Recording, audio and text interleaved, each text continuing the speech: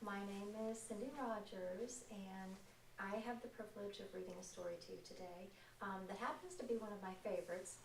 And it's one of my favorites because it has to do with lima beans. And I've got to tell you, I love lima beans.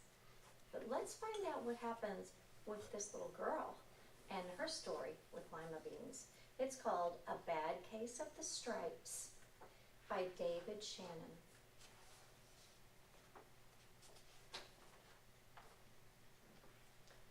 Camilla Cream loved lima beans, but she never ate them. All of her friends hated lima beans, and she wanted to fit in. Camilla was always worried about what other people thought of her.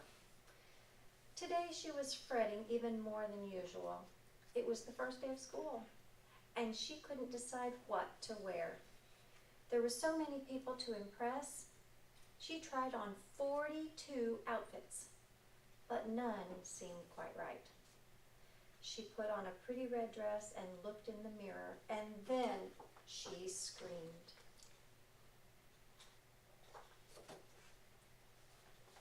Her mother ran into the room, and she screamed too. "Oh my heavens!" she cried. "You're completely covered with stripes." This was certainly true. Camilla was striped from head to toe. She looked like a rainbow. Mrs. Cream felt Camilla's forehead. "Do you feel all right?" she asked. "I feel fine," Camilla answered. "But just look at me." "You get back in bed this instant," her mother ordered. "You're not going to school today." Camilla was relieved. She didn't want to miss the first day of school, but she was afraid of what the other kids would say. And she had no idea what to wear with those crazy stripes.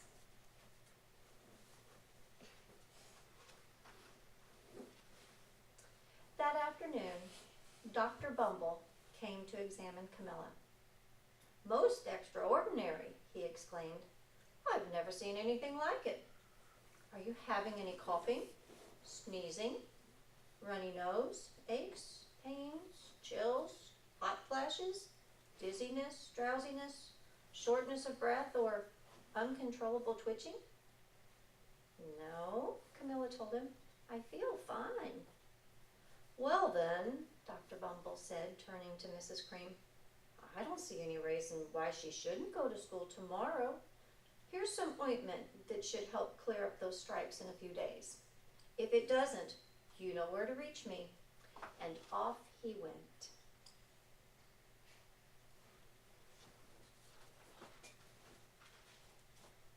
The next day was a disaster. Everyone at school laughed at Camilla. They called her Camilla Crayon and Knight of the Living Lollipop. She tried her best to act as if everything were normal, but when the class said the Pledge of Allegiance, her stripes turned red, white, and blue, and she broke out in stars.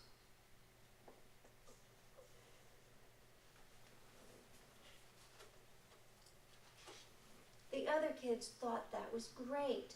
One yelled out, "Let's see some purple polka dots." Sure enough, Camilla turned all purple polka dotty.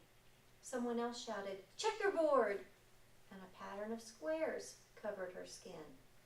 Soon everyone was calling out different shapes and colors, and poor Camilla was changing faster than you can change channels on a TV.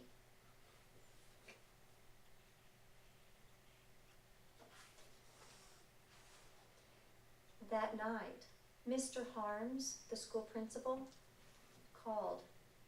"I'm sorry, Mrs. Cream," he said. "I'm going to have to ask you to keep Camilla home from school. She's just too much of a distraction. And I've been getting calls from the other parents. They're afraid those stripes may be contagious." Camilla was so embarrassed. She couldn't believe that 2 days ago everyone liked her. Now, nobody wanted to be in the same room with her. Her father tried to make her feel better. "Is there anything I can get you, sweetheart?" he asked. "No, thank you," sighed Camilla. What she really wanted was a nice plate of lima beans, but She had been laughed at enough for one day.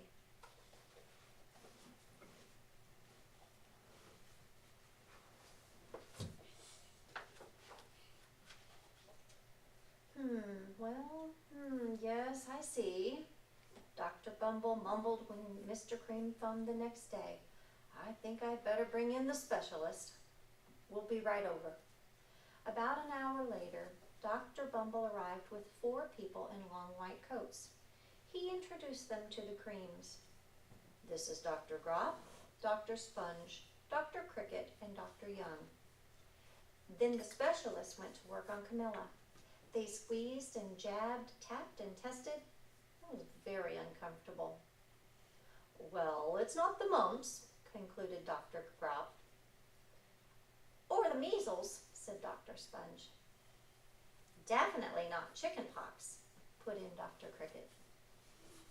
Or sunburn, said Dr. Young. Try these, said the specialist. They each handed her a bottle filled with different colored pills. Take one of each before bed, said Dr. Grop. Then they filed out the front door, followed by Dr. Bumble.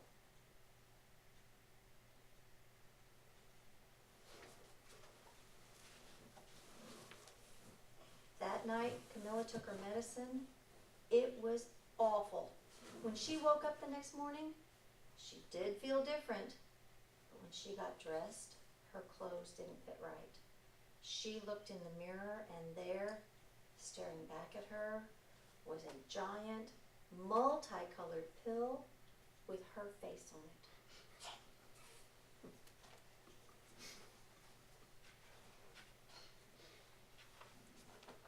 Dr. Bumble rushed over as soon as Mrs. Cream called, but this time, instead of the specialists, he brought the experts.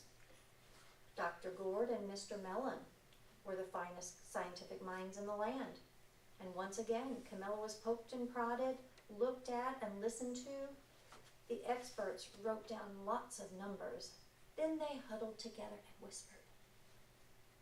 Dr. Gord finally spoke. It might be a virus, he announced with authority. Suddenly, fuzzy little virus balls appeared all over Camilla. Or possibly some form of bacteria, said Mr. Mellon. Out popped squiggly little bacteria tails. Or it could be a fungus, added Dr. Gord. Instantly, Camilla was covered with different colored fungus blotches. The experts looked at Camilla, then at each other. We need to go over these numbers again back at the lab, Dr. Gord explained. We'll call you when we know something.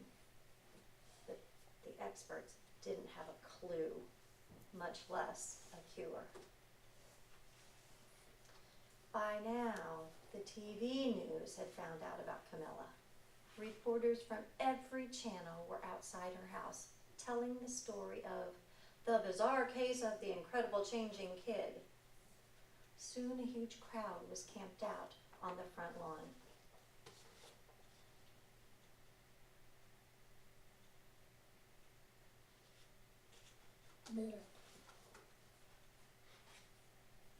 The Creams were swamped with all kinds of remedies from psychologists, allergists, herbalists, nutritionists, psychics, an old medicine man, a guru, and even a veterinarian.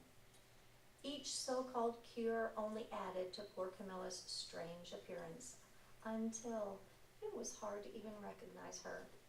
She sprouted roots and berries and crystals and feathers and a long furry tail. But nothing worked.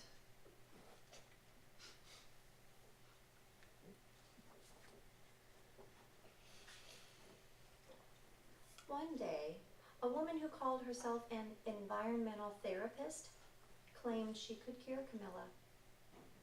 Close your eyes, she said. Breathe deeply and become one with your room. I wish you hadn't said that, Camilla groaned.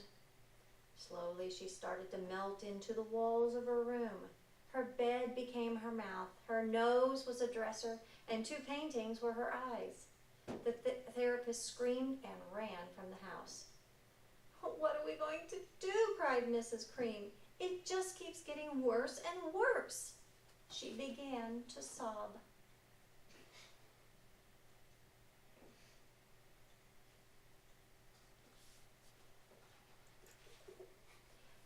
At that moment, Mr. Cream heard a quiet little knock at the front door. He opened it, and there stood an old woman who was just as plump and sweet as a strawberry. "Excuse me," she said brightly, "but I think I can help."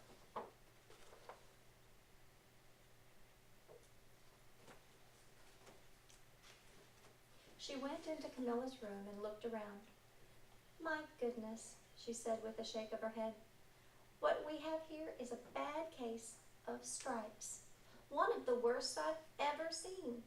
She pulled a container of small green beans from her bag. "Here," she said, "these might do the trick." "Are those magic beans?" asked Mrs. Cream. "Oh my, no," replied the kind old woman. "There's no such thing. These are just plain old lima beans. I'll bet you'd like some, wouldn't you?" she asked Camilla. Camilla wanted a big heaping plateful of lima beans more than just about anything, but she was still afraid to admit it. "Yuck," she said. "No one likes lima beans, especially me." "Oh dear," the old woman said sadly. "I guess I was wrong about you." She put the beans back in her bag and started toward the door. Camilla watched the old woman walk away. Those beans would taste so good, and being laughed at for eating them was nothing compared to what she'd been going through. She finally couldn't stand it. "Wait!" she cried. "The truth is, I really love lima beans." "I thought so," the old woman said with a smile. She took a handful of beans and popped them into Camilla's mouth. "Mmm," said Camilla.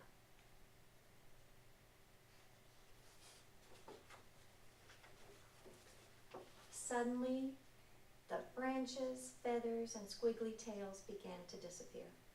Then the whole room swirled around. When it stopped, there stood Camilla, and everything was back to normal. "I'm cured!" she shouted. "Yes," said the old woman. "I knew the real you was in there somewhere."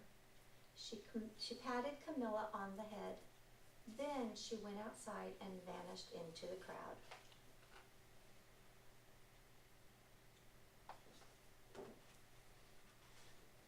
Afterward, Camilla wasn't quite the same.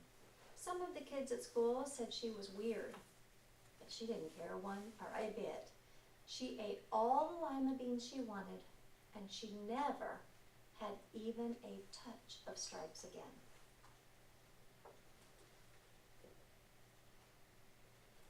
I hope you all like lima beans. But most importantly, remember, it's okay to be different.